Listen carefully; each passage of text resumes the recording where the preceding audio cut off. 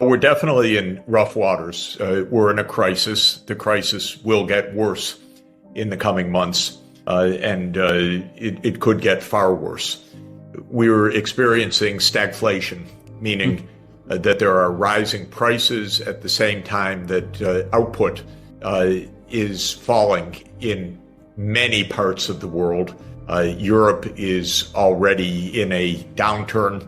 The United States is entering a downturn. China is in some kind of economic downturn.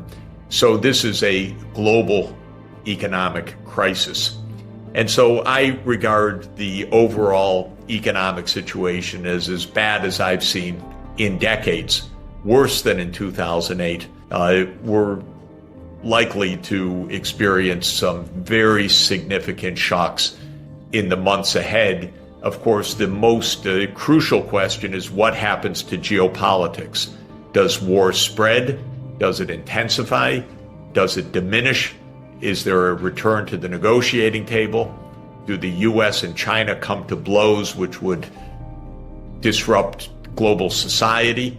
Do they find a way to talk with each other? These are the questions that we're facing right now. In the last stagflation that we had in the late 1970s, what happened was that the inflation in the United States reached around 10% per year, and the Fed, under a 6'7", a 2-meter chairman of the Fed, Paul Volcker, cigar-smoking, tough guy, he said, we're going to end this inflation, and he put interest rates up to 20%. And by the time it was over, all the developing countries were bankrupt. It was unbelievable. Well, it made my career because I spent the next decade helping countries get out of debt crisis, which had laid them completely flat. So if we go into this just with the naive financial squeeze right now, we'll end up with a lot of carnage, meaning a lot of countries in default, very high inflation rates. You look at a country like Turkey. Now, they have not managed their economy properly for years, but the inflation rate is reaching 100% per year right now. Argentina, the inflation rate is reaching 100%.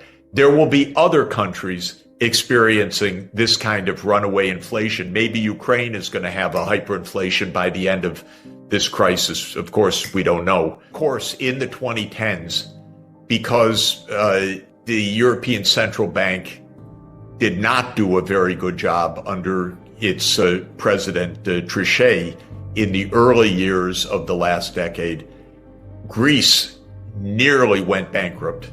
And it wasn't so far for Ireland, Spain, Portugal, and even Italy. And Slovenia. So the Eurozone and Slovenia, the Eurozone almost collapsed. Basically, the European Central Bank had to act as a lender of last resort to prevent a disaster. So central banks and their wisdom or lack of wisdom will determine a lot. In 2008, the Fed and the U.S. Treasury stupidly drove Lehman Brothers into a bankruptcy one weekend in September 2008, and it cost the whole world trillions of dollars, that technical mistake that they made. And so when you're in a crisis, the first thing to say is these institutions are not so reliable. They're not so smart. They're not so foolproof that they necessarily avoid real damage. What we need to come to the positive answer to your question is we need to avoid a contagion of defaults and a contagion of insolvencies. When I was advocating shock therapy, I was advocating that governments not print money or issue money in order to finance budget deficits. But I was constantly recommending that the international finance help the countries to avoid defaults or crises. One of the key pillars of shock therapy in Bolivia and Poland, for example, was a cancellation of the debts of those countries, the foreign debts. So I argued that to pay the foreign debts in Bolivia would have condemned the country to a rampant hyperinflation. And in the end, Bolivia's external debt to international banks was cut by about 90% at my recommendation. Similarly, in Poland, in that shock therapy, I recommended that Poland's debt overhang should be relieved. The debt that Poland owed, especially to its official creditors, should be cut very, very sharply, and that indeed happened. So I did not recommend simply austerity and contraction. I recommended always that the international counterparts, the creditors, play a role, a constructive role, a positive role in preventing crisis. Debt relief depends on the circumstances.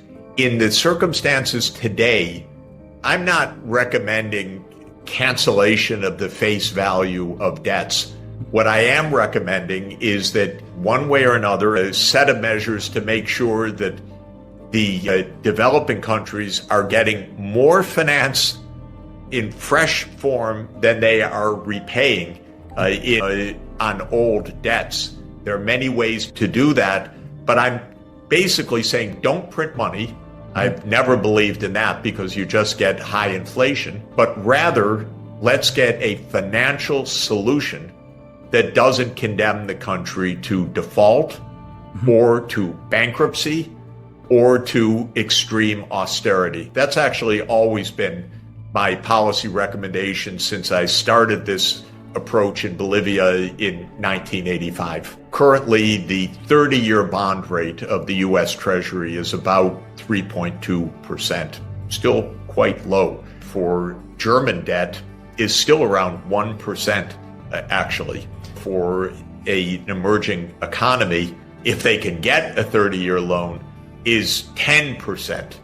What I'm suggesting, therefore, is a major expansion of funds coming from the World Bank, the European Investment Bank, that essentially can borrow on terms very close to what the U.S. government or German government or Japanese government can borrow, that if they are left on their own, face horrendous terms that would drive them into default.